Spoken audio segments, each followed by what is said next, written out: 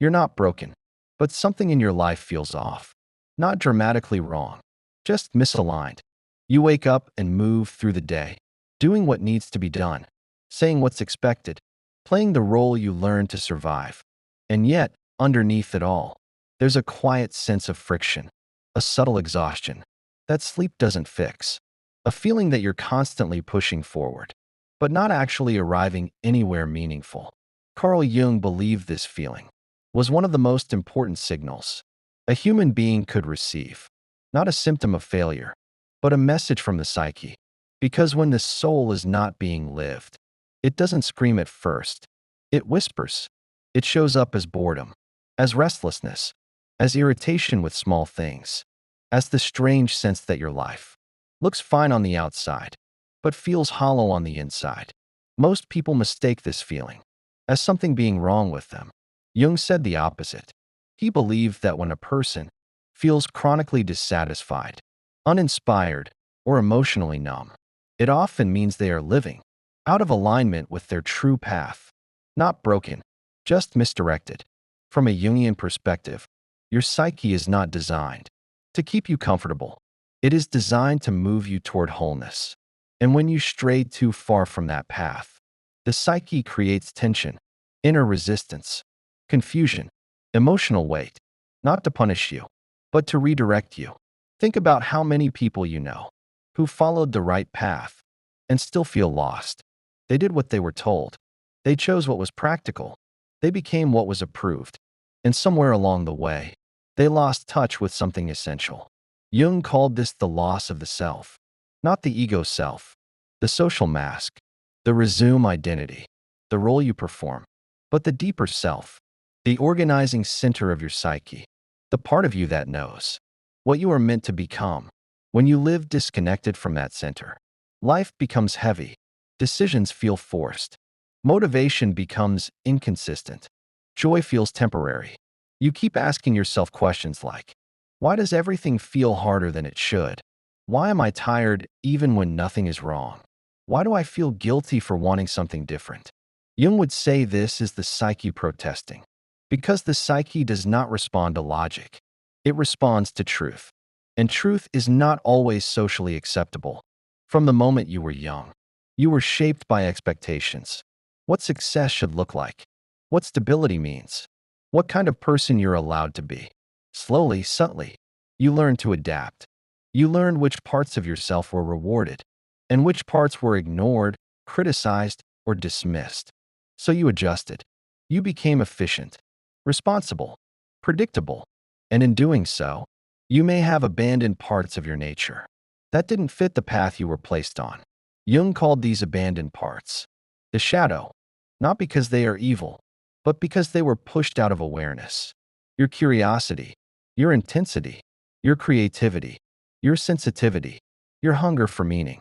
When these parts are ignored for too long, they don't disappear. They turn inward. They become frustration, anxiety, self-doubt, or a vague sense of being behind in life. This is why so many people feel broken, when in reality, they are simply living someone else's life.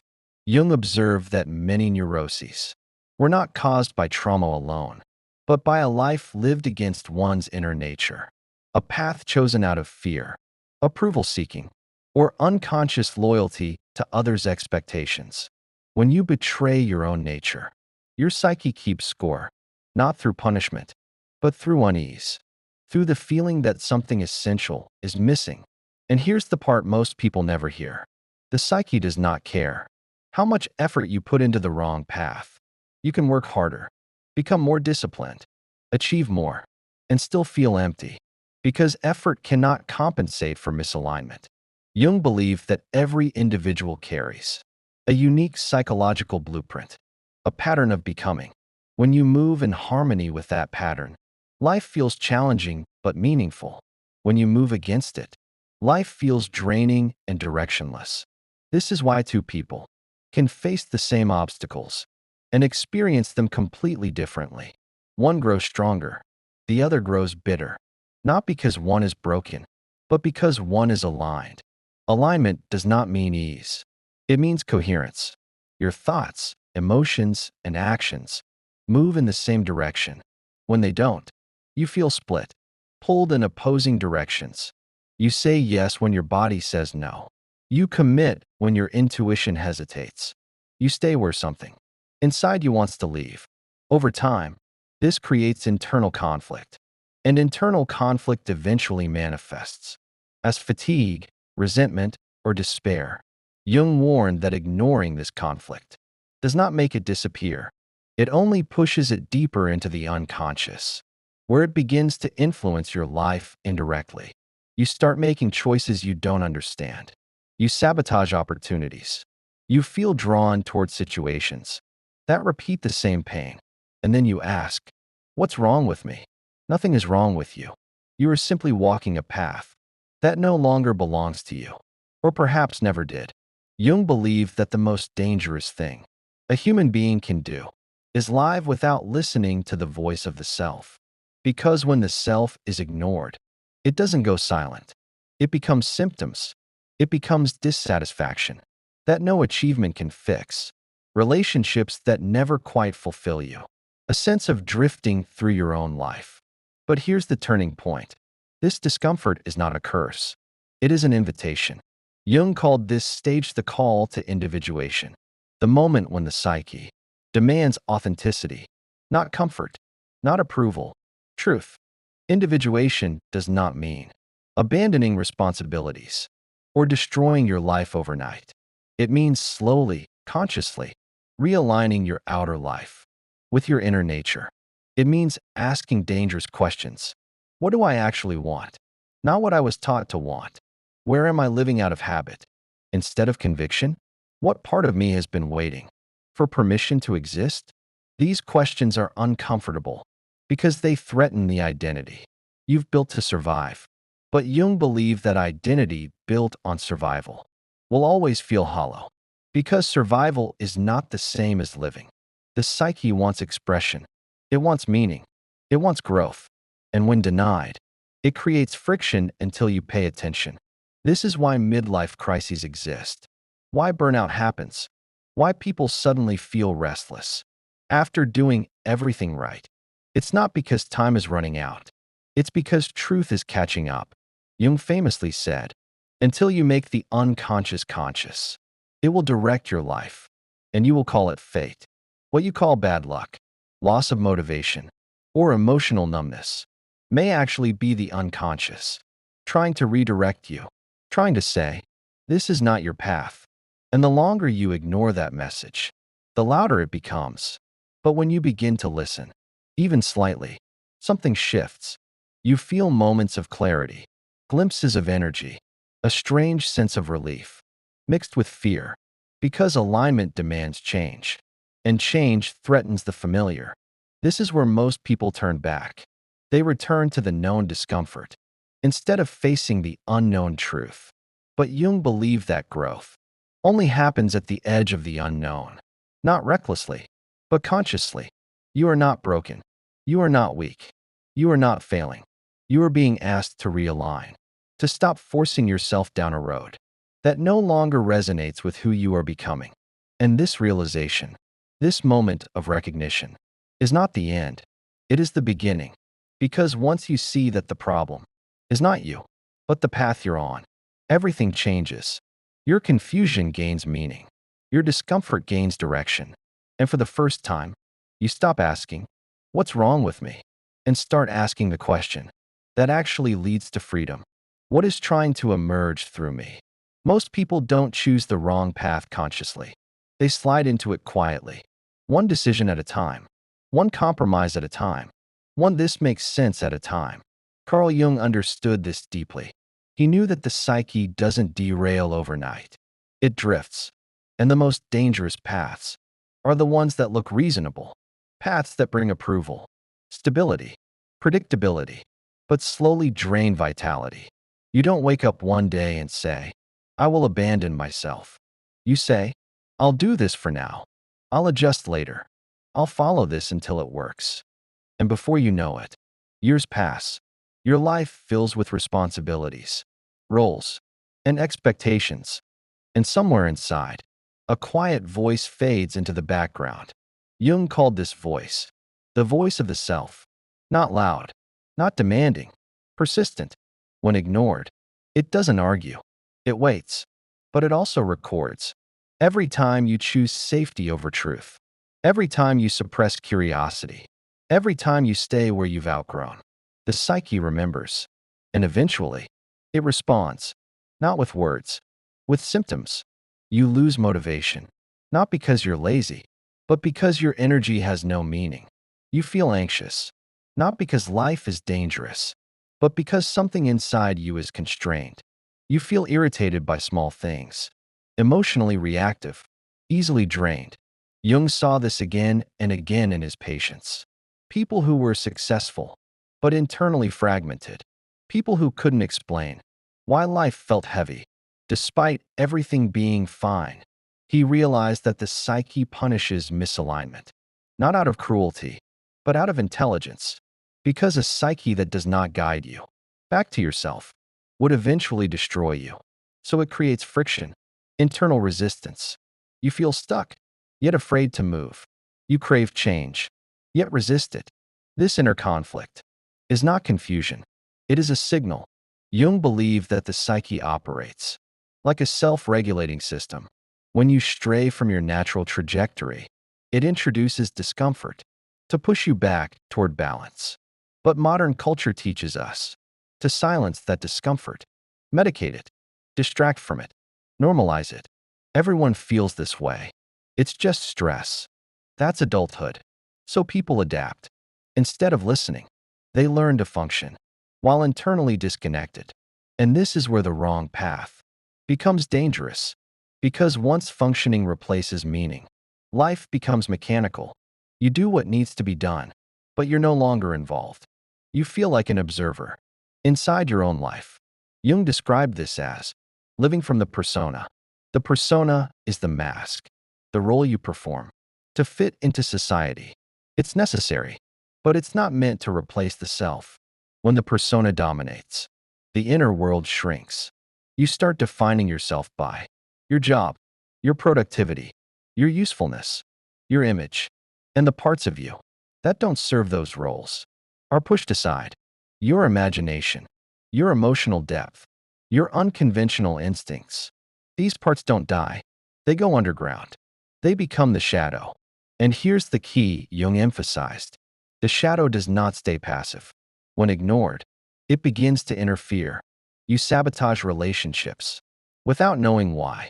You feel drawn to chaos or intensity just to feel something real. You experience sudden impulses that contradict your rational life. This is not weakness. It's compensation.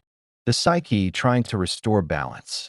Jung warned that when the conscious life becomes too narrow, the unconscious becomes disruptive, not because it's malicious, but because it refuses to be erased. This is why people often feel like they are fighting themselves. One part wants security, another wants authenticity. One part wants approval, another wants truth. And the longer this inner conflict lasts, the more exhausting life becomes. You feel like you're carrying weight that no one else can see. And eventually, the psyche escalates. Burnout, emotional numbness, depression without a clear cause. Jung believed that depression, in many cases, was the psyche's last attempt to force a person inward, to stop them from running further down the wrong path, to say, look here, pay attention. Something essential is being ignored. But instead of listening, most people label it as failure. They say, I'm broken. I've lost my drive. I'm not who I used to be. Jung would say, you are not broken. You are being redirected. The old path no longer works because it no longer matches who you are becoming. And the psyche refuses to let you continue unchanged. This is why life often collapses right before a transformation. Relationships end, careers stall, identities dissolve, not as punishment, as preparation. Jung called this the death of the old orientation, the moment when the old way of living can no longer support the evolving self. But here's where fear enters, because the wrong path is familiar, even when it hurts, and the right path is unknown. even when it feels alive. So people cling. They double down. They try to fix the symptoms. Instead of questioning the direction, they ask, how do I feel better? Instead of, why am I living this way? And the psyche responds with more resistance. Because clarity does not come from avoidance. It comes from confrontation. Jung believed that the turning point happens when a person stops asking, what's wrong with me? And starts asking, what is my psyche trying to show me? What desire have I ignored? What truth have I delayed? What version of myself am I afraid to become? These questions feel dangerous because they threaten the identity you've built. But Jung taught that identity is not meant to be permanent. It is meant to evolve. And resisting that evolution is what creates suffering. The wrong path is not always immoral. It's not always destructive.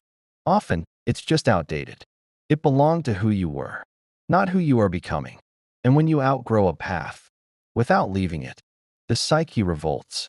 Not violently, subtly. You lose enthusiasm. You feel disconnected. Life feels gray. This is not a personal flaw. It is a psychological signal, a call to reorientation. Jung believed that every individual has a unique destiny, not in a mystical sense, in a psychological one, a pattern of growth, encoded within the psyche. When you align with it, life feels demanding but meaningful. When you resist it, life feels heavy and pointless. And here's the hardest truth. No one can tell you what your path is, because it's not a formula. It's an inner conversation, one that requires silence, honesty, and courage. The wrong path thrives on noise, distraction, busyness. The right path emerges in stillness. When you stop numbing, when you stop performing, when you stop explaining yourself to yourself. Jung believed that the psyche reveals truth only to those willing to face discomfort, because growth always requires the dissolution of something familiar. And that dissolution feels like loss before it feels like freedom. If your life feels heavy, if motivation comes and goes, if something inside you feels restrained, it's not because you are weak. It's because you are no longer meant to live the way you are living. And that realization is not a failure. It is the beginning of individuation. The moment you stop forcing yourself to fit a path that no longer fits you and begin listening to what is trying to emerge from within. When the psyche realizes you won't listen gently, it stops whispering. It creates pressure. Jung understood this as compensation. When conscious life moves too far in one direction, the unconscious pushes back, not to hurt you, to restore balance. This is why breakdowns often appear at moments when, externally, nothing seems wrong. You're functioning, you're coping, you're surviving. But internally, you are divided. One part of you keeps moving forward. Another is pulling backward. This tension cannot last forever. So the psyche intervenes. Energy disappears. Focus collapses. Emotions surface without explanation. You feel tired of things that used to excite you. You feel restless, even when life is stable. Jung did not see this as pathology. He saw it as transformation, trying to occur through resistance. Because when growth is delayed, it doesn't vanish. It turns inward, and inward pressure feels like confusion. But confusion is not chaos. It is disorientation before reorientation. Most people panic here. They assume something is wrong. They look for fixes, more productivity, more discipline, more motivation. But Jung warned that adding force to a misaligned life only deepens fragmentation. You cannot discipline yourself into authenticity. You cannot optimize your way into meaning. The psyche does not respond to pressure. It responds to alignment. And alignment begins with honesty. Jung believed the most dangerous moment is when someone refuses to admit that their current life no longer fits, because then the psyche escalates again. It introduces emotional contradictions. You want closeness and push people away. You crave freedom and feel guilty for wanting it. You desire depth, but settle for distraction. These contradictions are not flaws. They are signals that the ego is losing control, and that is terrifying. Because the ego's job is to maintain continuity, to keep things predictable, to preserve identity. But the self does not care about comfort. It cares about wholeness. So when the ego clings, the self destabilizes, not to destroy you, but to break the illusion that you can stay the same. This is why people often describe this phase as losing themselves. But Jung would say, you are not losing yourself. You are losing the version of you that can no longer contain your growth. And this loss feels like grief. Even when nothing external has died, you grieve the identity that once worked. You grieve the certainty that once guided you. You grieve the future you were promised if you kept going. This grief is rarely acknowledged because it doesn't fit social narratives. So people suppress it. They tell themselves to be grateful, to push through, to stay positive. But grief ignored turns into stagnation, and stagnation turns into despair. Jung believed that despair is not hopelessness. It is the soul's refusal to continue living falsely. When despair appears, it is often because the psyche has reached its limit. The old life has been exhausted, not externally, internally. And here is where the path truly diverges. Some people retreat. They numb themselves further. They harden. They shrink their lives. To avoid inner confrontation, they become efficient, functional, and empty. Others turn inward. They begin to ask dangerous questions. Who am I without this role? Who am I if I disappoint? Who am I if I stop explaining? These questions feel destabilizing because they threaten everything you've built. But Jung taught that nothing real is lost. When a false structure collapses, only illusion dissolves. And illusion dissolving always feels like loss before it feels like freedom. This is the paradox of transformation. The psyche dismantles before it rebuilds. And during this dismantling, you feel suspended between what was and what is not yet clear. This liminal state is deeply uncomfortable. There are no clear answers, no guarantees, no applause, only inner tension. Jung called this the night sea journey, the descent into the unconscious, where old maps no longer work. Most people fear this descent because it strips away identity. But Jung believed that only through this descent does the authentic path emerge, because the wrong path is maintained by habit. The right path is revealed through confrontation, not with the world, with yourself. This is why clarity does not arrive when you're busy. It arrives when you stop, when you sit with discomfort instead of escaping it, when you allow questions without rushing to answers. Jung emphasized that the unconscious speaks in images, sensations, impulses, not logic. So during this phase, you might feel drawn to things that don't make sense, a sudden interest, a forgotten desire, a pull towards solitude. These are not distractions. They are signals, the psyche testing new directions. But the ego resists. It says, this isn't practical. This isn't safe. This isn't who I am. And Jung would reply, of course it isn't, because who you are is changing, and change feels threatening to the part of you that equates identity with survival. But growth always demands risk, not reckless risk, psychological risk, the risk of not knowing, the risk of disappointing others, the risk of stepping out of alignment with expectations. This is why many people remain on the wrong path their entire lives, not because they are unaware, but because they are afraid of the uncertainty that accompanies authenticity. Yet Jung warned that avoiding uncertainty creates a far greater danger, a life unlived, a self unrealized. And the cost of that is subtle but devastating. You lose curiosity, you lose depth, you lose connection to meaning. Life becomes repetitive, predictable, safe, and unbearable. If any of this feels familiar, it's not because something is wrong. It's because something is waking up. The psyche does not destabilize without reason. It destabilizes when the current structure can no longer support the evolving self. This phase is not about action yet. It's about recognition, about naming the truth, without rushing to escape it. The wrong path survives. On denial, the right path begins. With acknowledgement. And acknowledgement is the most courageous act of all. There comes a moment when resistance quietly loosens. Not because you solved everything, not because clarity suddenly arrived, but because exhaustion did. The psyche grows tired of pretending, tired of negotiating with a life that doesn't listen. This is the moment many people misinterpret. They think something is ending, but Jung would say, something is releasing. When you are truly on the wrong path, the body rebels, the emotions protest, the mind loops.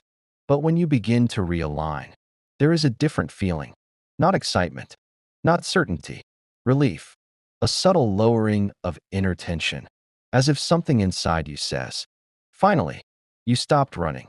Alignment does not arrive as fireworks. It arrives as quiet permission. Permission to stop forcing. Permission to stop proving. Permission to stop carrying what was never yours. Jung emphasized that the right path is not chosen by willpower. It is recognized by resonance. Things begin to feel right. Even when they are difficult, you feel grounded. Even when outcomes are uncertain, this is how you know you are no longer broken. Because brokenness feels chaotic. Alignment feels steady, even in fear, even in grief, even in loss. The wrong path demands constant explanation. You must justify why you stay, why you tolerate, why you shrink. The right path requires no defense. It may cost you relationships. It may disappoint expectations. It may disrupt timelines, but it does not fracture your soul. And that difference is everything. Jung warned that many people confuse comfort with correctness, but comfort is often just familiarity. The psyche can adapt to almost anything, including misalignment. But adaptation is not fulfillment, and survival is not meaning. When you release the wrong path, something strange happens. You stop chasing approval, not because you don't care, but because it no longer defines you. You stop explaining yourself, because your energy no longer leaks outward. You stop asking, is this allowed? And start asking, is this true? This is the moment. The ego softens, not destroyed, integrated. Jung never advocated ego death. He advocated ego service. The ego exists to carry out the will of the self, not to dominate it. When the ego stops fighting the unconscious, the psyche reorganizes. You become less reactive, less defensive, less fragmented, not because life got easier, but because you are no longer divided against yourself. This is the quiet power people sense but cannot name. Presence. You no longer need to convince. You no longer need to perform. Your words carry weight because they are aligned. Your silence carries even more. This is why people say, something about you changed, but they cannot explain what. Because the change is internal. You are no longer living against yourself. And that coherence is felt. Jung believed that the ultimate sign of psychological maturity is the ability to live without false urgency. You are not rushing to become someone. You are allowing yourself to unfold. This does not mean passivity. It means responsiveness. You act when movement feels congruent. You wait when clarity is still forming. You trust that what is authentic does not need to be forced. And here is the most important truth.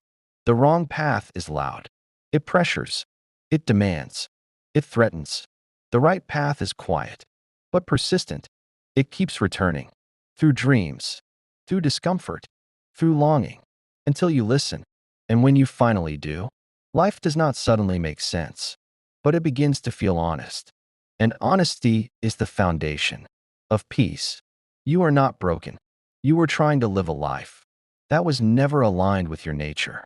And no amount of effort can fix misalignment. Only courage can. The courage to stop explaining.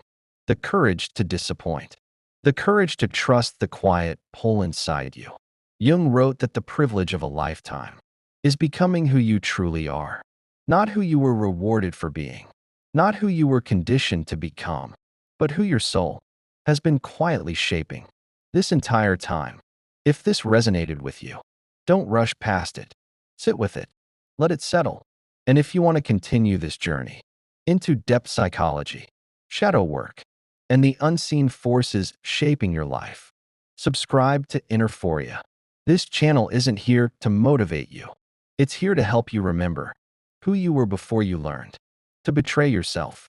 Leave a comment if something in you recognize this truth. And if you know someone who feels lost, exhausted, or quietly breaking, share this with them. Sometimes the most healing words are simply, "You're not broken. You're just on the wrong path." And now, you know how to listen